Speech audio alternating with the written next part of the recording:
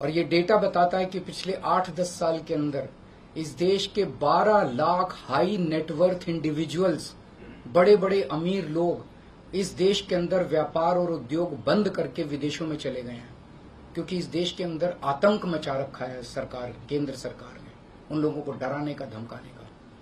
GST को PMLA से बाहर किया जाएगा, जीएसटी का सरलीकरण किया जाएगा, सारी प्रशासनिक और लीगल व्यवस्थाओं को सरलीकरण किया जाएगा और एक ऐसी व्यवस्था की जाएगी कि अगर इस देश के अंदर कोई सही तरीके से व्यापार करना चाहे तो वह व्यापार कर भी सकता है, उद्योग खोल भी सकता है, ज्यादा परमिशंस की जरूरत नहीं होगी और बड़े स्तर के ऊपर हम व्यापार को और उद्योग को, हमारा टारगेट चाइना को पीछे छोड़ना है, जो आज इस दुनिया के अंदर इसमें व्यापार में और उद्योग में और प्रोडक्शन में बहुत आगे है।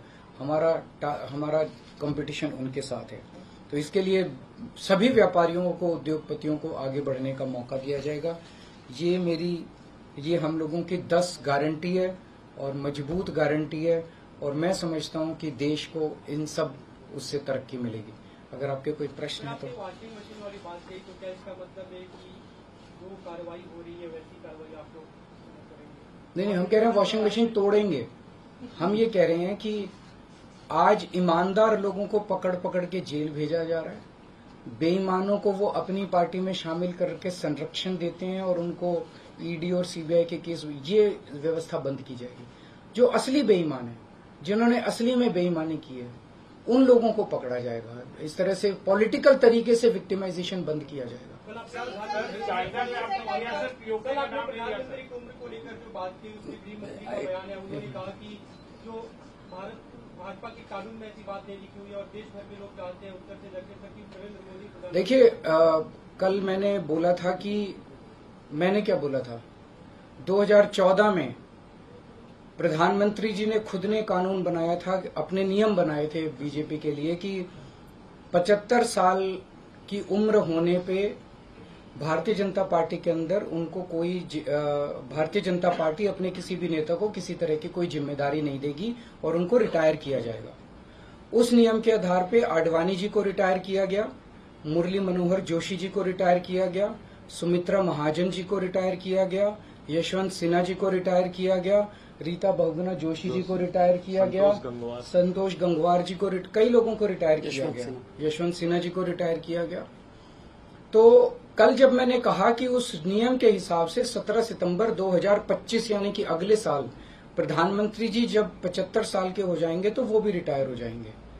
जब मैंने ऐसे कहा तो कल मैंने देखा कि बीजेपी के बहुत सारे नेताओं ने ये कहा कि वो नियम 75 साल वाला मोदी जी के ऊपर लागू नहीं होता। तो मैं समझता हूं कि जब भी ऐसा कुछ होता है, जब किसी पार्टी के सबसे बड़े नेता के ऊपर कोई टिप्पणी की जाती है तो जाहिर तौर पे उनकी पार्टी के लोग उनके समर्थन में बोलते हैं।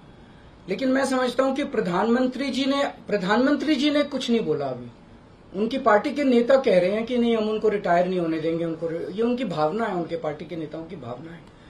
प्रधानमंत्री जी ने जो नियम बनाया जिसके तहत आडवाणी जी को रिटायर किया गया, मैं समझता हूं कि प्रधानमंत्री जी किसी भी हालत में उस नियम को अपने ऊपर लागू होने से नहीं रोकेंगे। वो ऐसा नहीं कहेंगे कि जिस नियम में आडवाणी जी रिटायर हुए मैं उस नियम पे अपने ऊपर नहीं, या तो प्रधानमंत्री जी कह दें कि वो नियम अब मेरे ऊपर लागू नहीं होगा, आडवाणी जी के लिए बनाया था वो, या तो वो कह दें। लेकिन मैं नहीं समझता कि प्रधानमंत्री जी ऐसा कहेंगे। तो जाहिर तौर पे बाकी नेता सारे सपोर्ट कर रहे हैं उनको, लेकिन प्रधानमंत्री जी तो रिटायर होंगे। वो ऐसा, मेरी गुजारिश ये है कि प्रधानमंत्री जी ये बता दें कि उनका सक्सेसर कौन होगा, नहीं तो आपस में मारकाट मचेगी उनके अंदर।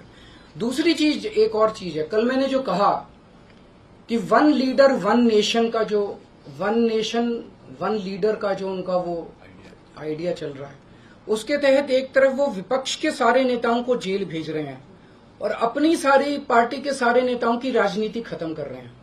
शिवराज सिंह चौहान जी की, वसुंधरा राजे की, डॉक्टर रमन सिंह को राजनीति से गायब, खत्म कर दिया, खट्टर साहब को कर दिया।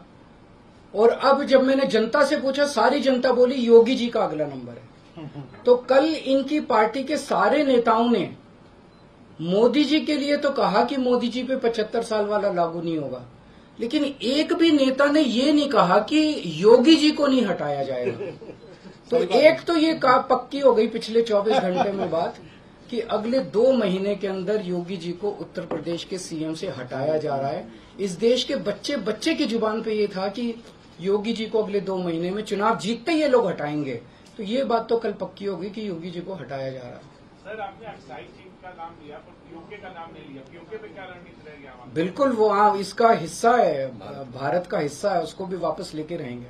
आप पीएम की गारंटी के सापेक्ष अपनी गारंटी लाए हैं, आपने अपने कुलीग से भी बात नहीं की? सबसे बात करके लाया हूं मैं। जो इंडिया अलायंस है आपके मैं सहमत हूं, मैं उसके लिए माफी मांगता हूं। मैं इंडिया अलायंस के सभी पार्टनर से, क्योंकि समय कम था, चुनाव आधा बीत चुका है, मैं माफी मांगता हूं उनसे। लेकिन मैं समझता हूं कि स्कूल खोलने पे, अस्पताल खोलने पे उनको आपत्ति नहीं होनी चाहिए, और मैं समझता हूं उनसे जब मौका लगता है कि चुनाव बाद अगर इंडिया गठबंधन आता है तो आप भी पीएम पद के लिए ना, मैं पीएम पद में, लेकिन जो भी सरकार बनेगी उस सरकार से मैं करवा के लाऊंगा। मेरे पे भरोसा करो। Thank you.